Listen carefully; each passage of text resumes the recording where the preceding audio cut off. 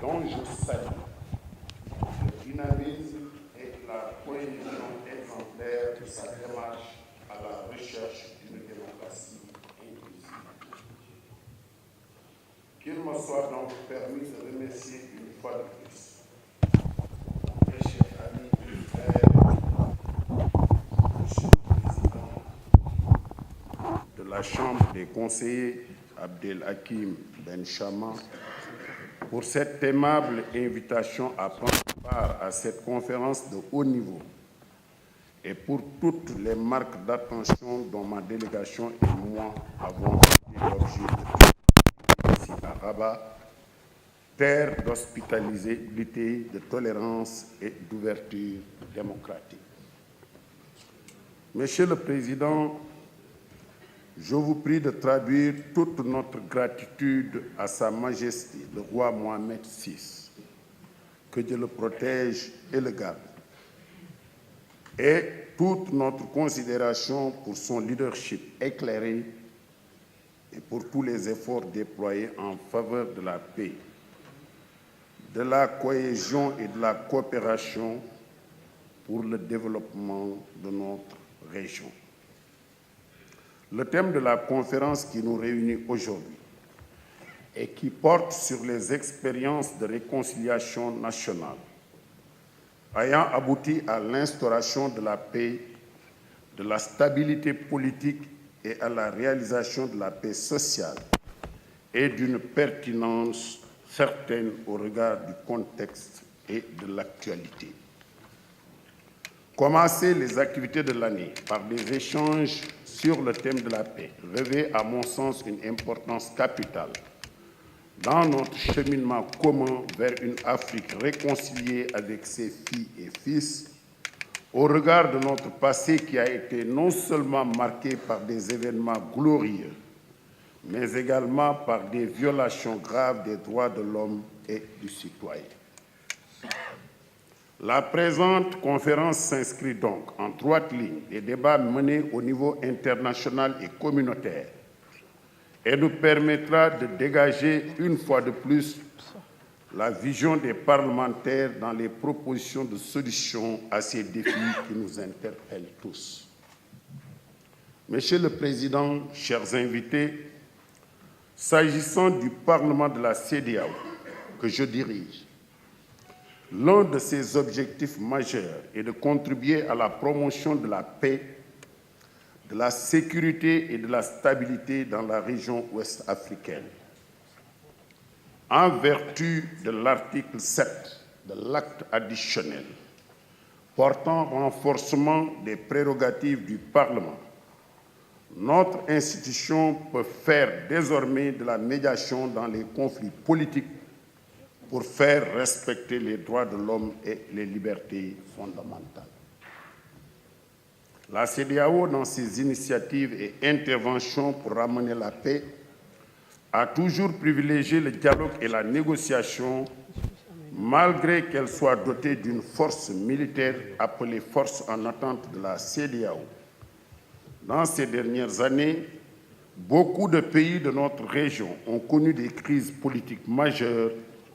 ayant entraîné l'intervention de la CEDEAO. En janvier 2017, en République de Gambie, à l'annonce des résultats de l'élection présidentielle, l'ancien président gambien Yaya Jammeh a décidé de contester vigoureusement la victoire de son successeur Adama Barrow, qu'il avait pourtant préalablement reconnu. La CEDEAO a tout tenté pour ramener l'ancien dirigeant à la raison. Entre intervention armée et médiation, l'organisation ouest-africaine a privilégié la voie de dialogue qui a abouti au départ de l'ancien président Yaya Jammeh. Au Mali, face à l'ampleur de la crise multidimensionnelle dont a résulté le conflit armé dans ce pays, la CEDEAO a mobilisé les acteurs politiques, économiques, sociaux et culturels pour aboutir à la signature d'un accord, dit accord d'Alger, et d'une feuille de route pour l'aboutissement de la paix au Mali. Cet arsenal juridico-diplomatique a permis l'organisation réussie de l'élection présidentielle en juillet-août 2018, le cas du Mali vous sera exposé par l'honorable Moussa Badiaga de la délégation du Mali et membre du Parlement de la CEDEAO ici présent. En 2018, le Parlement de la CEDEAO a mené un certain nombre de médiations qui ont pu ramener les protagonistes à s'asseoir autour d'une table et entamer un dialogue sincère pour le retour de la paix. Ainsi, en Sierra Leone, à l'issue des élections présidentielles et législatives, l'opposant Julius Mado Bio a été élu président de la République face au candidat du pouvoir Samoura Kamara,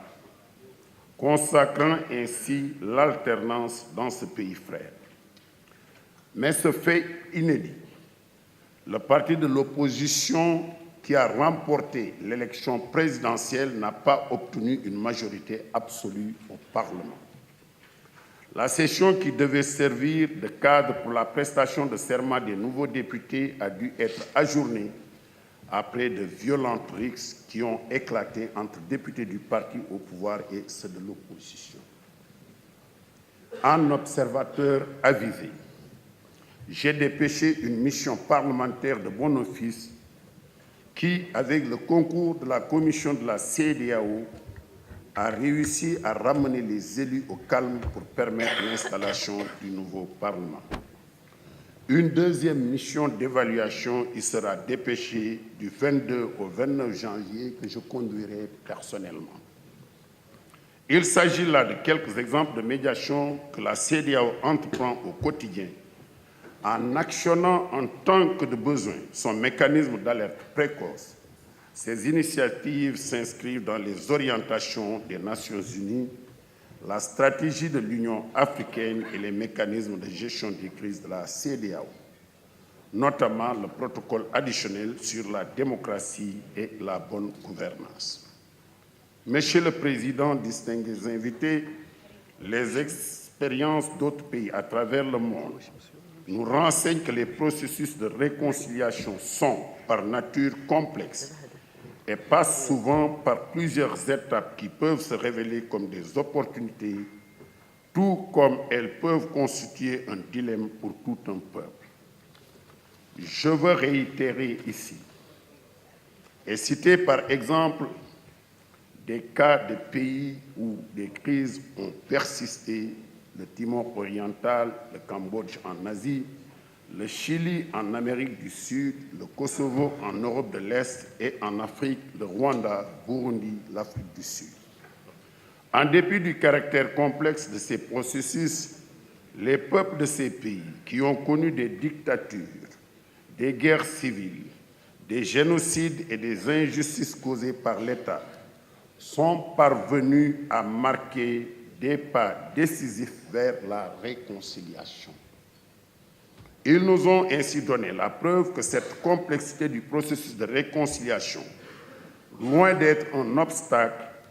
témoigne plutôt de l'impérieux devoir pour tous les acteurs de s'y engager avec sérénité, sincérité et détermination. Dans une tâche aussi exaltante, il est essentiel de prendre un bon départ et surtout s'assurer que la marche vers la réconciliation est irréversible. Dans ce processus, l'accent doit être mis sur la bonne gouvernance et le respect des droits des citoyens comme des valeurs fondamentales pour la paix et le développement de l'Afrique. Je souhaite pour ma part que Rabat soit un nouveau départ pour la paix en Afrique. Le royaume du Maroc est un exemple réussi de la culture de la paix en Afrique et je souhaite que le calumet de la paix qui est partagé ici soit fumé par tous nos États. Monsieur le Président, chers invités, je réitère ici la volonté et l'engagement du Parlement de la CEDEAO à contribuer aux conditions favorables pour la paix, la sécurité, la démocratie et le développement durable de notre région. Je puis d'ores et déjà recommander la mise en synergie des efforts et la promotion des partenariats au niveau des communautés et des groupes de la société civile en vue de contribuer à la réussite de sortie durable des crises dans la sous-région pour soutenir la réconciliation et la réintégration des personnes dont les vies ont été perturbées par des conflits violents. La culture de la paix en Afrique de l'Ouest est et demeure un impératif de développement économique et une exigence de cohésion sociale. C'est pourquoi je ne saurais terminer mon propos sans féliciter et remercier les organisateurs de cette conférence de haut niveau, notamment la Chambre des conseillers du Royaume du Maroc pour cette heureuse initiative. Sur ce, je souhaite plein succès à la conférence et vous remercie de votre aimable attention. Merci.